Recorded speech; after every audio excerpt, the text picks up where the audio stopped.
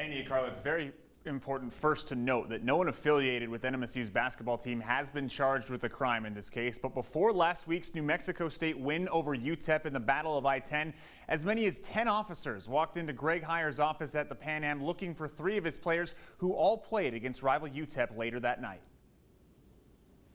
How you doing, sir? Are you Mr. Anthony Roy? No?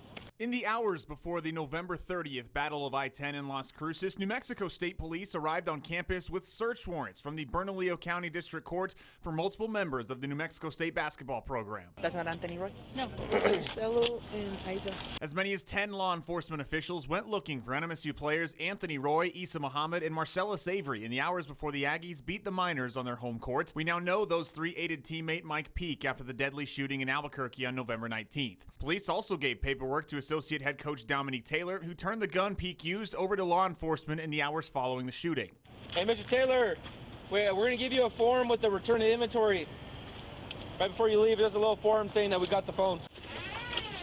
Then police went up to the coaches' offices inside the Pan American Center to speak with head coach Greg Heyer and hand him documents as well. Officers asked Heyer how to get a hold of some of the players to give them the search warrants. And do you have a way to get a hold of these 3 players? I don't know. So they'll be at the game tonight though, right? They're going to be at the game tonight though? Yeah, they'll be at the game. Okay. Thank you, sir. It remains unclear if any of those players were given those warrants. KTSM asked state police for copies of them. Instead, we got another copy of the November 19th incident report. So those conversations happened, then the Aggies beat the Miners 95-70. But after the game, NMSU players told the media that Mike Peake had called the locker room at halftime and after the game. You said you guys were on the phone with him during halftime? That's just what was exchanged in that conversation? Keep our foot on their neck. We got a lot more in us, basically. Today? Yeah. He got on the phone screaming, you know. He was excited to see our halftime lead, and, you know, he wanted us to keep it pushing, you know, don't let up.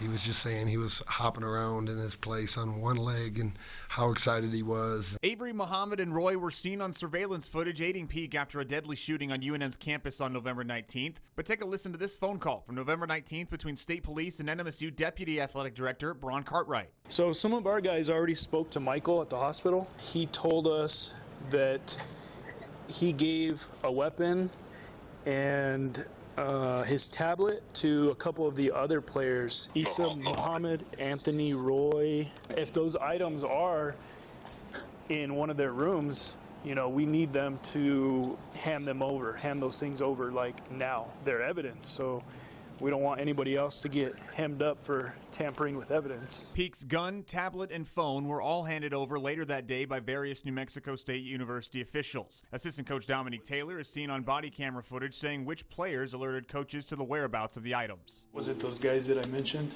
Muhammad, Avery, and Roy. So I don't know which one had it or which room it was belonged to, but those were the ones who had the answers for, I guess, when Coach Heyer was the one who asked him about, hey, where's this stuff at? A New Mexico State University police officer asked state police on November 19th if any Aggie players could be charged. The NMSP officer responded, saying he didn't think so. Almost 3 weeks later, none of them have. Now, university police also asked for continued updates because they help NMSU administration determine potential suspensions. Just last night, NMSU suspended Avery, Muhammad, and Roy for the Aggies game on the road at Santa Clara due to the ongoing investigation. Peake has been suspended indefinitely since Monday.